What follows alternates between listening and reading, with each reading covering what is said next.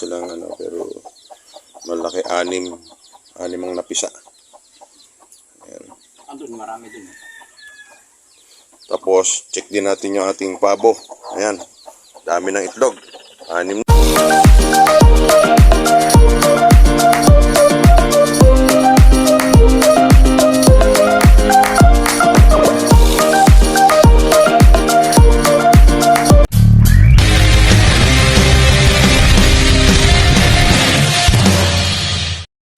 So mga kabrad, titingnan lang natin dito yung bagong panganak na, bagong pisa na ating manok.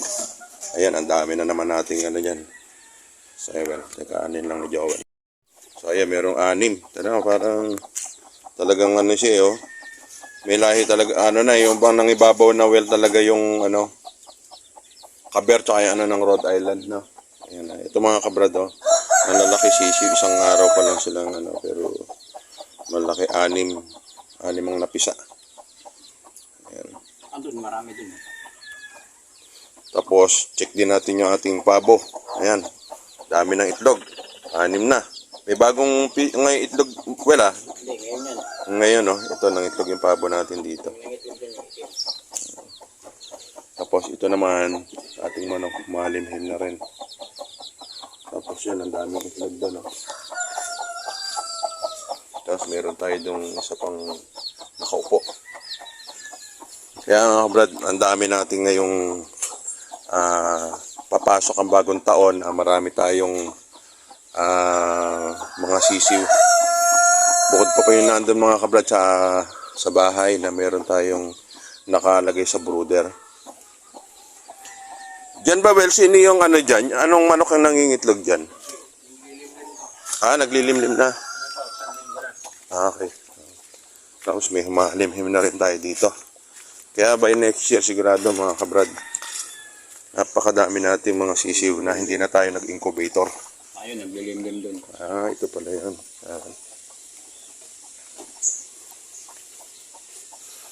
So ito pala yung humahalimhim din dito. Ayan mga kabrad. Tapos meron pa tayo doon sa may mga timba na yun doon sa aso. Well, hindi kaya kainin ni Brownie yung mga itlog doon? Doon? Hindi ba niya abot yun?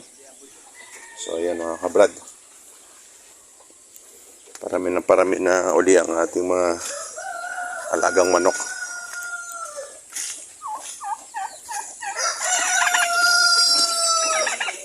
Dalawang kinain yan. Yung 2 piraso na yan. Marami yan. 2 inahin to? Hindi, bakit naging 2 to? Ayun pa pala. Ang dami nun wala. Ayun o, meron pa pala ditong bagong kinulong si Joel ng mga sisiw. Ayun o, ang dami pa kabrad o. Ayun o. So hindi lang pala yung 6 na yun yung bago natin, kundi meron pa tayo pa pala rito. Ayun o. Dami-rami rito wala.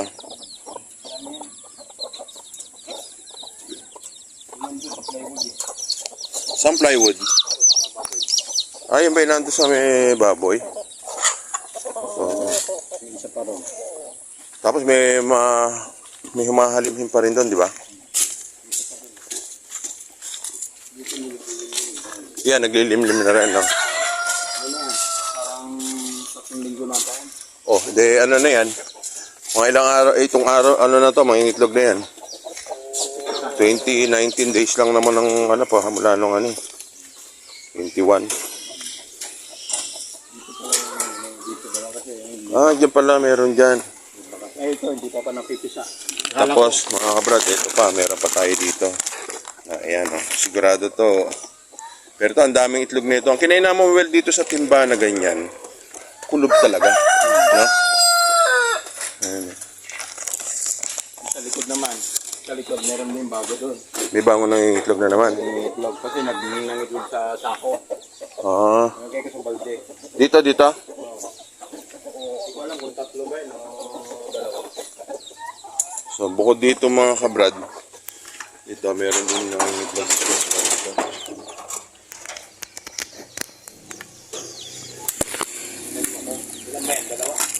Hindi, may plastic eh.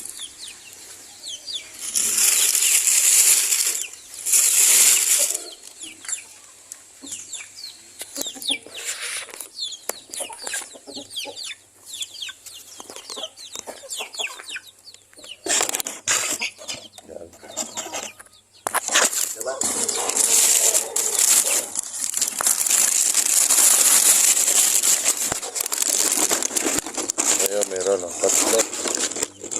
Ayan, meron na nga. So dito mga kabrad, meron ng itlog pala yun nandito. Meron tayo sa bahay at meron din ditong ito. Well, meron ka pa ba rito pagkain? Ano ba pinakakain mo rito? Starter na lang? Ano, chick booster pa rin? Yung bibili niya tayo, wala lang akong pambili Yung? sa baboy, ha? Oh, sige. Yung early win. Oh, sige. Sige, sige. So, yun yung mga manok natin, mga kabrad.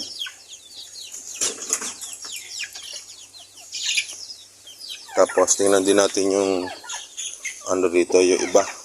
Kamukha na ito, well, di ba? Mahalimhim na rin to? Oo, bumaba lang. Ayun, oh, itong inahin na to yan eh. Yan. Bumaba lang siguro nagutom. Di ba? Ito, yung ano niya, yan.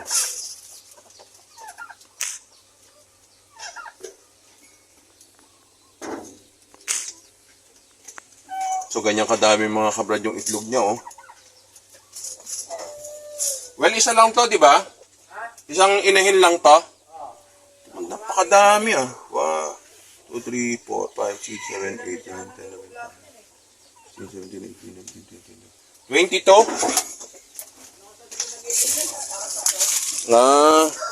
Pero siya yung nag-steady lang dyan. Oh, okay. Yun, mga kablad.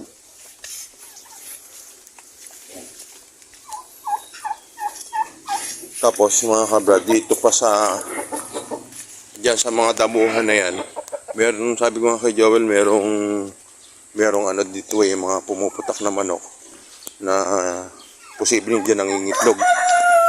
Posible dito sa ilalim ng Madre de Agua. Yan.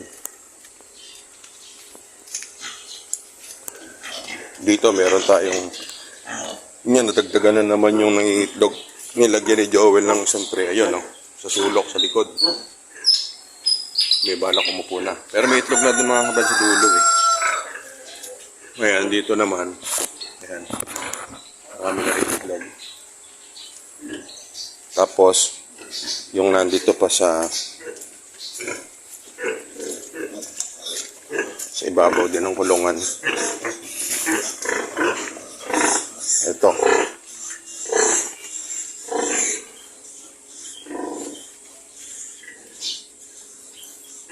Malapit na rin to. Ayan. Ngayon, iniipunan niya yung itlog. Sabihin, lilimliman na niya talaga to. Siguro mga ilang araw na niya itong nalilimliman. Ikot lang tayo dito saan. Hello, Tep. Gusto yung mga alaga. Lalaki na natuta ni Stephanie, oh. Ha? Tep? Hindi ang buti, ha?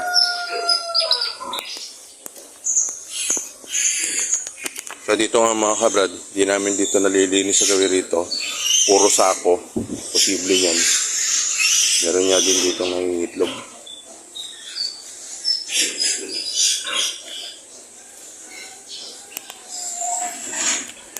Yun na kaya natin kinulong yung mga kabrad yung puti na yan. Kinokondisyon lang natin yan. At para sa paglipat natin.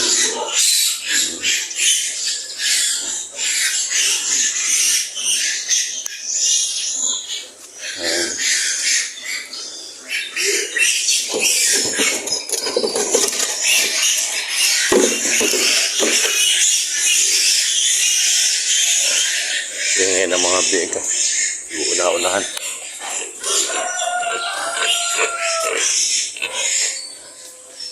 So yun mga kabrad yung ating mga alagang manok na pinaparami natin yan. Tsak pumasok ang bagong taon na marami-rami rin tayo mga sisiw. na palalakihin natin. Tapos yung iba naman natin ditong manok na malalaki, yun naman yung ibebenta natin. Tingnan lang ulit natin, nagkakagulo yung mga bike. Dumidede siguro.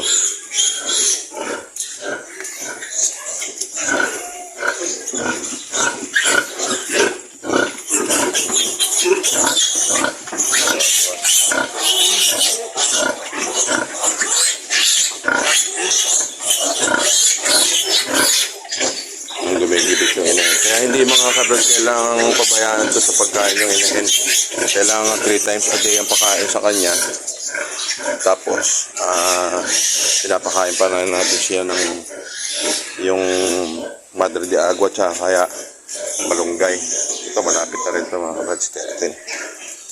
So ayun nga mga kabrad, yung ating mga alagang manok, patuloy na dumarami na naman. Dahil siyempre, ito ang mga panahon ng kanilang pangingitlog at pagpaparami. Kaya tayo, may bago tayo namang technique na gagawin sa pag-aalaga.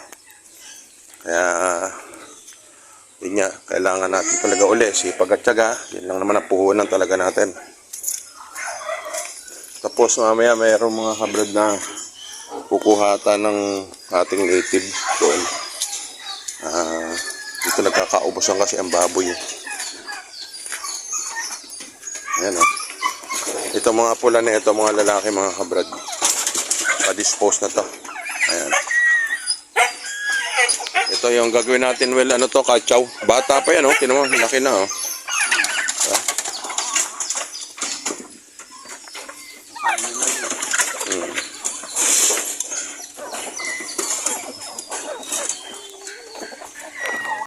Yan mga kabrad, muli, ito nga yung plano natin pagpaparami ng manok.